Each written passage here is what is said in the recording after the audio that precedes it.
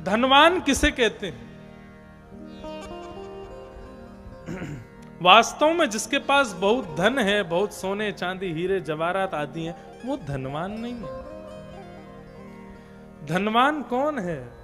जिसके पास में भगवत स्मृति का धन है, जिसके पास भगवान के नाम का धन है, जिसके पास भगवान की कथा का धन है, धनवान वो है। क्यों?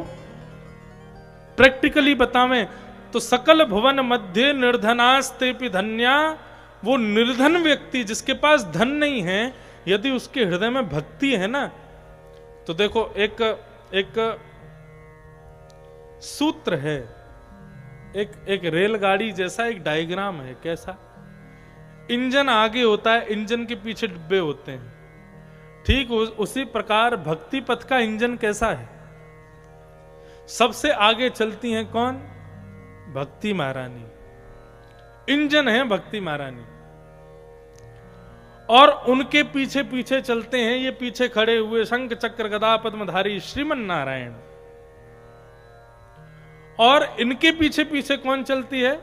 लक्ष्मी। लक्ष्मी किसका अनुगमन करती है? नारायण का अनुगमन करती है। नारायण अनुगमन करते हैं श्री भक्ति महारानी का, भक्ति महारानी का अनुगमन नारायण करते हैं, नारायण का अनुगमन लक्ष्मी करती है, और लक्ष्मी का अनुगमन कौन करता है? हम संसारी लोग लक्ष्मी का अनुगमन करते हैं। हम लोग सब धन के पीछे भागते हैं, लक्ष्मी के पीछे भागते हैं।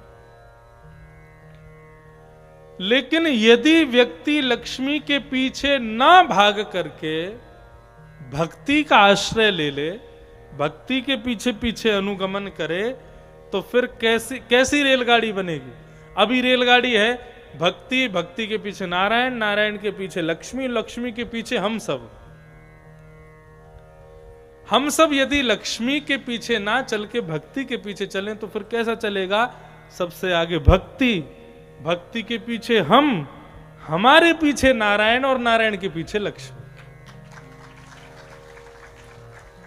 एक गोपनीय बात बताऊं, भगवान के पीछे पड़े रहना ये भक्ति उत्तम क्वालिटी की नहीं है। भगवान तुम्हारे पीछे पड़ जाएं ये उत्तम क्वालिटी की भक्ति है, ये श्रेष्ठ भक्ति है।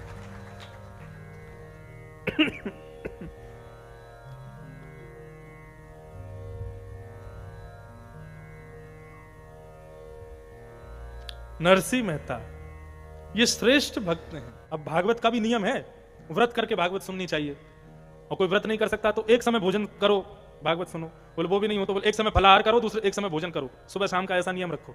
वो भी नहीं हो सके तो बोले 2 समय भोजन करो। वो भी नहीं हो पाए बोले 5 बार भोजन करो, लेकिन कथा सुनो। कथा में बैठे बैठे भी कुछ ना कुछ खाते रहो, लेकिन सुनो।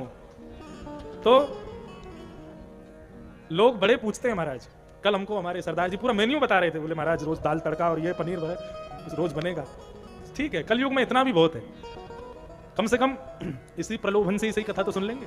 शाम को पनीर टिक्का मिलेगा, बढ़िया दाल तड़का मिलेगी, क्या सांझा, क्या सांझा चूल्हा, आनंद है। तो माताओं के लिए क्या नियम बताया? बोले पहला सत्य बोलो, शौचम, दया, दानम, एक भुक्तम तु भोजनम, एक समय भोजन करो। ये 5 नियम कोई अपना ले मां, और 9 महीने तक यदि इस प्रकार रहे तो वर्षावधि, वैसे तो यहां पर लिखा हुआ 1 वर्ष तक इस प्रकार के नियम पालन करे। 1 वर्ष क्यों लिख दिया? 9 महीने में तो बालक जन्म लेगा, और उसके बाद में तो फिर आपका ये नियम ही बन जाएगा, आप ऐसे ही रहने लगोगे, फिर तो वर्षा वर्ष यही नियम रहेगा। तो 9 महीने बाद, 1 वर्ष बाद जब बालक का जन्म होगा तो वर्षावधि स्त्रिया कार्यम तेन पुत्रोति निर्मल। 1 वर्ष तक जो माताएं इन नियमों का पालन करती हैं उनका पुत्र अति निर्मल होता है, उनकी पुत्री अति निर्मल होती है।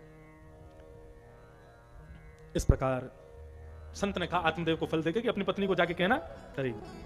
अब उनकी पत्नी थी धुंधुली, आकर के फल दे दिया, देवी ऐसे ऐसे नियम करने हैं, 1 साल तक आपको ऐसे रहना है, फल खा लो, आपके घर से हमारे घर में सुंदर बालक जन्म लेगा, अब मुझे कोई चिंता नहीं है। संत ने अपने संपूर्ण जीवन का तप दे दिया।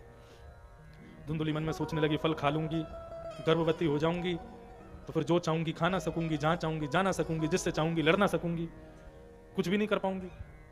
मन में विचार करने लगी, अब तो मेरे को आदत हो गई है बिना बालक के रहने की, अब बालक के संग कैसे रहूंगी, मैं तो रह ही नहीं पाऊंगी।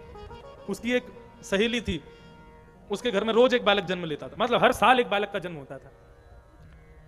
वो अभी अभी मिलकर के गई थी और कहने लगी कि अभी कुछ दिन का बालक है, 10वां बालक जन्म लेने वाला घर में। उसका दिमाग दौड़ा कि बोले फल खिला देती हूँ गैया को, गैया के तो बालक है नहीं, और मैं अपनी उस सहेली के घर चली जाऊंगी, पति को कह दूंगी कि थोड़ा मायके में रहूंगी तो सब सेवा करेंगे, ज्यादा काम नहीं करना पड़ेगा, बालक जब हो जाएगा तब लौट के आऊंगी।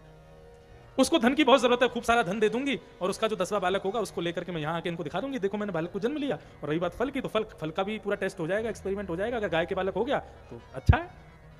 फल खिला दिया गाय को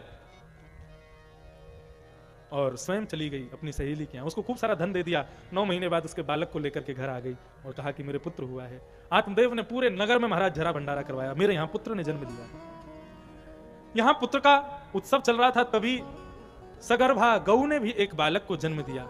उस बालक का संपूर्ण अंग मानवों जैसा था, लेकिन उस बालक के कान गाय के जैसे थे, लंबे लंबे। नामकरण संस्कार हुआ तो बड़े बालक पुत्र का नाम रखने लगे, तो धुंधुली कहने लगी मेरा पुत्र है, मैं इसका नाम रखूंगी धुंधुकारी।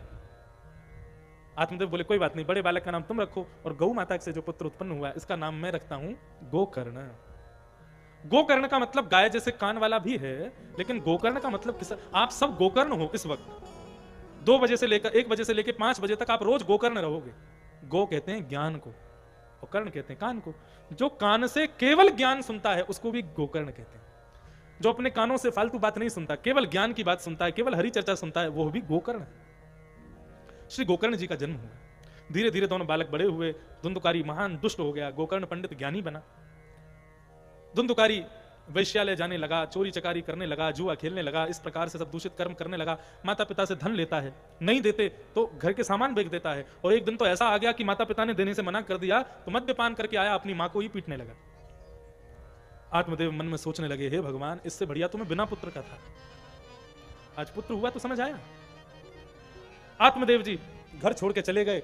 मां ने कुएं में कूद करके प्राण त्याग दिए। आत्मदेव अकेला घर पर रहता है। आत्मदेव जी वन में चले गए, धुंधुकारी अकेला रहता है, चोरी करता है और उसी से वैश्यागमन आदि करके यही उसका जीवन है बस। आत्मदेव जी बड़े दुखी हुए, गोकर्ण के पास गए और गोकर्ण से जाकर के कहने लगे, आप मुझे कुछ बताओ गोकर्ण, मैं क्या करूं। तब श्री गोकर्ण जी महाराज ने अपने पिताजी को 2 श्लोकों में ज्ञान प्रदान किया।